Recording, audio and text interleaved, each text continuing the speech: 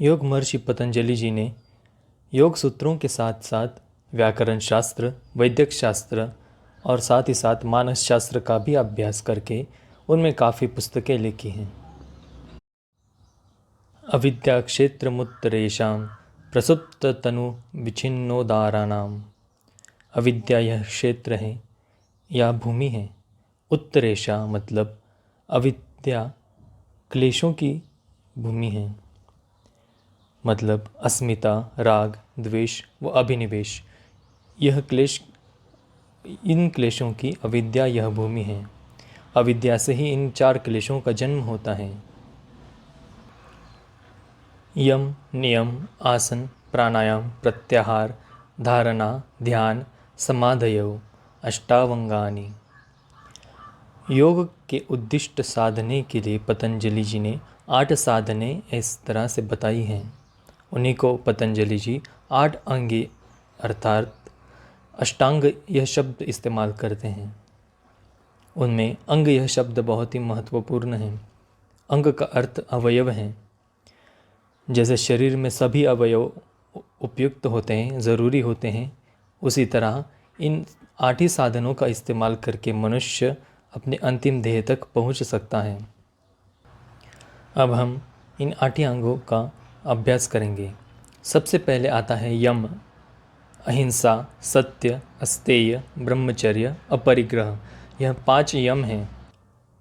शारीरिक, मानसिक और वाचिक इन तीनों प्रकार की अहिंसा यहाँ पे अपेक्षित हैं। उसी तरह से सत्य, अस्तेय यानी चोरी न करना, ब्रह्मचर्य, ब्रह्मचर्य प्रतिष्ठायां वीर्य लाभ। किसी भी विषय इच्छा उत्पन्न हो, इस तरह के साधनों का त्याग करना अपेक्षित है। जो ब्रह्मचर्य का पालन करता है उसे विलक्षण तेज प्राप्त होता है और उसी तरह से अनेक सिद्धि भी उस साधक को प्राप्त होती है, ऐसा कहा गया है। अपरिग्रह यानी कि किसी भी वस्तु का संग्रह न करना। उसके बाद दूसरा अंग आता है, वो है नियम। नियम के लिए श्लोक हैं। शौच संतोष तपः स्वाध्यायेश्वर प्रणिधानानि नियमः। सबसे प्रथम है शौच यानी कि शुद्धता। यहाँ पर शरीर और मन दोनों की शुद्धि अपेक्षित है। बाद में आता है संतोष। कठिन या अच्छी परिस्थिति, दोनों परिस्थिति में मन का समाधान यहाँ अपेक्षित है। इसके बाद आता है स्वाध्याय। इसमें श्रवण और मनन इन दोनों का अंतर्भाव होता है। इसके बाद आता है ईश्वर प्रणिधान यानी कि ईश्वर का अस्तित्व मान्य करके उसकी निरपेक्ष भावना से भक्ति करना। यम और नियम के बाद तीसरा अंग है आसन। आसन का अर्थ है होना, कोई स्थिति। इसमें शरीर और मन दोनों की स्थिति अपेक्षित है। आसन के बाद अगला अंग है प्राणायाम। श्वास व प्रश्वास इनके गति का विशेष प्रकार से किया जाने वाला छेद, उसी को प्राणायाम कहते हैं। प्राणायाम यह बाह्य, अभ्यंतर व स्तंभ इन तीनों क्रियाओं से होता है। श्वास पूरी तरह छोड़ने के बाद जब उसे प्रयत्नपूर्वक उसे बाहर रोका जाए तो उसे बाह्य कुंभक कहा जाता है। श्वास अंदर लेने पर उसे अंदर रोका जाए तो उसे अभ्यंतर प्राणायाम या अभ्यंतर कुंभक कहा जाता है। इसके अलावा स्तंभ यह तीसरा प्रकार भी पतंजलि जी ने बताया है। स्तंभ का अर्थ भी रोकना होता है, लेकिन यह श्वास प्रश्वास की प्रक्रिया पूर्ण होने के बाद नैसर्गिक प्राणायाम जो होता है उसी को दीर्घ करने की अपेक्षा यहाँ पे की गई है।